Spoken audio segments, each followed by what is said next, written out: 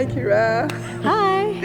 Thank you for your presence here today, last day of the festival. What an edition. We have certain questions that we ask to all our guests. Mm-hmm. It's kind of, what is your first memory of dancing? Oh, my first memory of dancing is being maybe around 5 or 6 years old, and there was a show called the Lawrence Welk Show, and they played polka music, and the people on the show would sing and dance, and I would get up in the living room and dance around, and that's when my parents said, oh, maybe she'd like dance classes. That's my first memory of dancing. Beautiful. When did you consider to choose dance as a career? It's really not a romantic moment, but I, at the age of around 16, 17, mm-hmm. I quit dancing. I had felt like I danced way too much, and then I realized, oh, I'm gonna have to get a job. I'm gonna have to do something. What am I good at? Just dancing so far. That's what I've trained my whole life. So I reflected and thought, well, I'm gonna have to make an income, and wouldn't it be cool if I could do it in the arts? Maybe I should continue my studies. And so I did. I went back, and then I went really full. So I went from quitting and being like, oh, I just want to be a normal person, to being like, oh crap. Okay, if I really want to do this, then I need to push and kind of become really obsessed and fully immersed in this discipline. So it was around 17 where I realized I had to get a job. And so you started dancing, you collaborated as a performer with many different companies, mm-hmm. and different, not just dance, also les Doigts and so on. When the choreography needs came? I think since I was in high school, when I had auditions for college, I had choreographed one of my own solos. Okay. And my friend had made the music, and I thought it was so cool that he had made these almost like hip hop sounding beats. Wow. And I made the solo.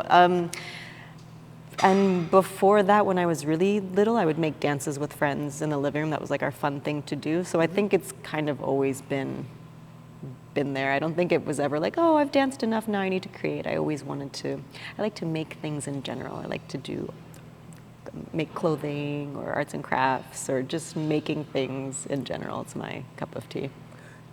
Do you believe that being a choreographer is being a leader? I do. I mean, you're creating something and then you're feeding it to a public, unless you create something and keep it locked away and don't show it to anyone. But otherwise, you are creating something on a topic that you feel is important, and then trying to share it with others to get feedback and see if it resonates and comes back with any new ideas, and if it creates any changes and socially. So yeah, I think being a choreographer is being a leader. You started to create your collective first, and then develop new professional pieces that you present into festivals like this one, or it was the other way around? You started to create pieces other than for yourself, and then build up the collective. I created pieces for myself, and then tried applying for things just to get a feel for if people liked my work or not. So I created on myself because I'm the easiest person to work with. I'm the cheapest dancer as well. And my schedule works perfectly with my own. So I started with myself, and then when I came back to Montreal in 2015, I made something with 2 other dancers. So I started really gradually with people. Mm-hmm. But yeah, I started on my own with my own things, and then kind of put some feelers out to see how it was received. How would you describe then the core of your work? Maybe aesthetically, but also the issues that you are committed with? I would say there always is before I start a piece, there's always a moment of, oh, that would be so great to make a work based on this idea, or oh, this music, wow, it really gives me so much imagery. It would be really great to create something based around that. So there's always a moment of, aha, I think this would resonate with other people. I think this is a topic that I want to kind of investigate more, that I don't fully understand, and I feel that probably other people don't understand it, so maybe we can investigate it through movement. There's always a moment of inspiration that's like, ooh, let me try this idea, and then I'll brainstorm with collaborators, and then sometimes it stays on the same path and sometimes it veers off. But there's always one initial like light bulb moment that goes on. And in terms of the material of your dance work, where is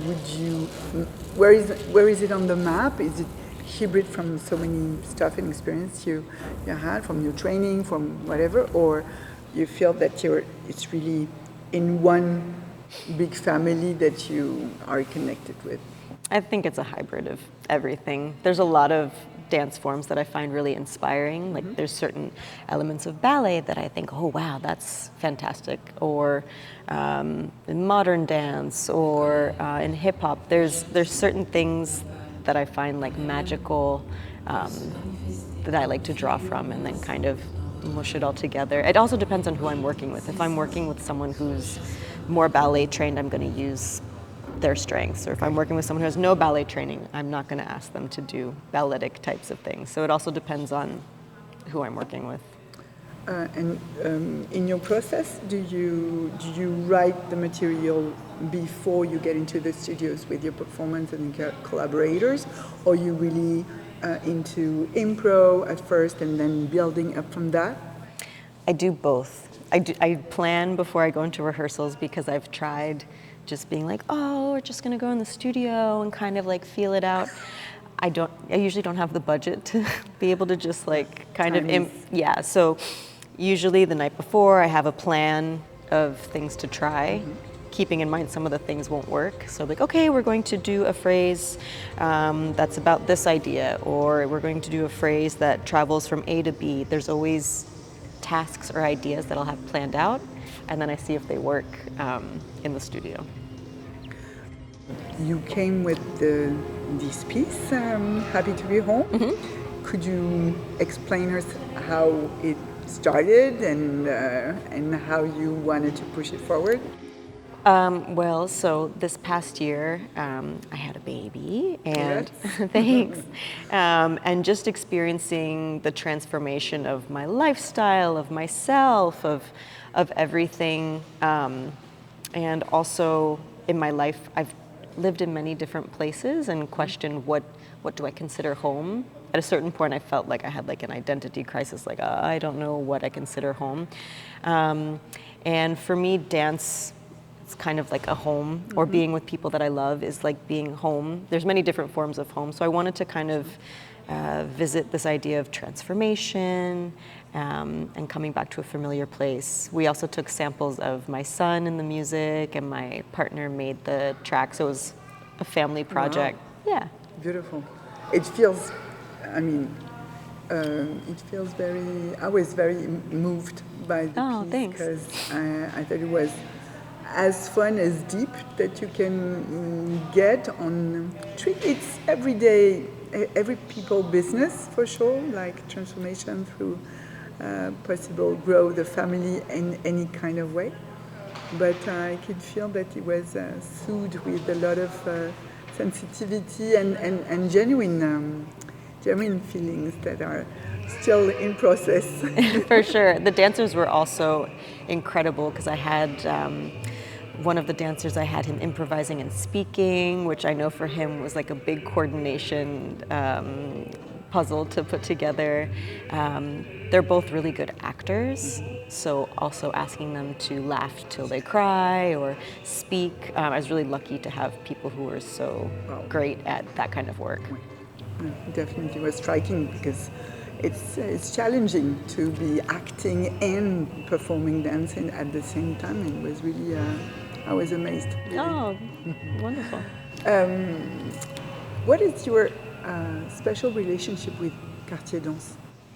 That's my special relationship. My special relationship, I've been presenting on and off at the festival for probably eight-ish years. Rafik is someone who I get along with well, who sometimes will give me feedback about my work or how to get my work out into the world, kind of almost as a mentor sometimes.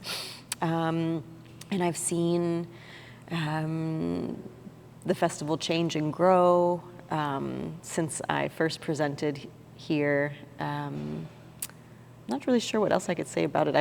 I've seen many editions of the festival. I've seen many people come and go, and I'm always amazed at the quality of work and also all of the international artists that are able to come here and visit Montreal. Yeah, diversity also. It's a little bit another home here, I guess.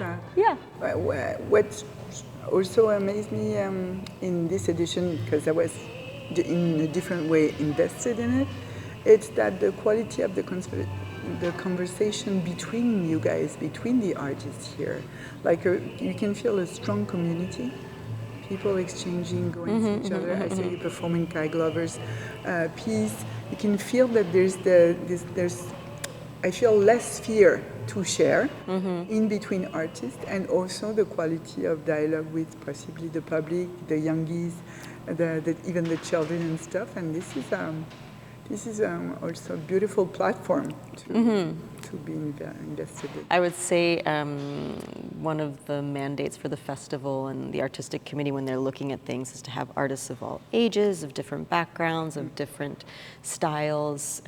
It's something that the festival really puts forward to make sure that it's not just one kind of dance that's being put forward, presented. Do you get inspired by others' work? Oh, yes. Yes. What are your plans for the next season or the future? I have a big project that I won't say too much about, but that's planned for next year. It's going to involve dance, it's going to involve film, it's going to be at an alternative type of space, so not in a theater.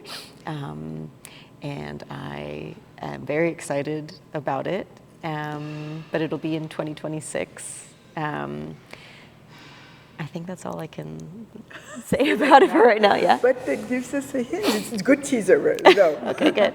So what can we wish you? What can you wish me? Yeah. Other than thrive and push push your projects further. I mean, you can wish me good luck on my next creation because it's something not typical. It's not a typical performance in a theater, and there's a lot of puzzle pieces that I'm organizing and putting together for this project. So you can wish me good luck on my new new puzzle that I'm arranging for the next year. And the new era coming. Yes. This beautiful project. Thank you so much. Thanks. It was beautiful. Thanks so much.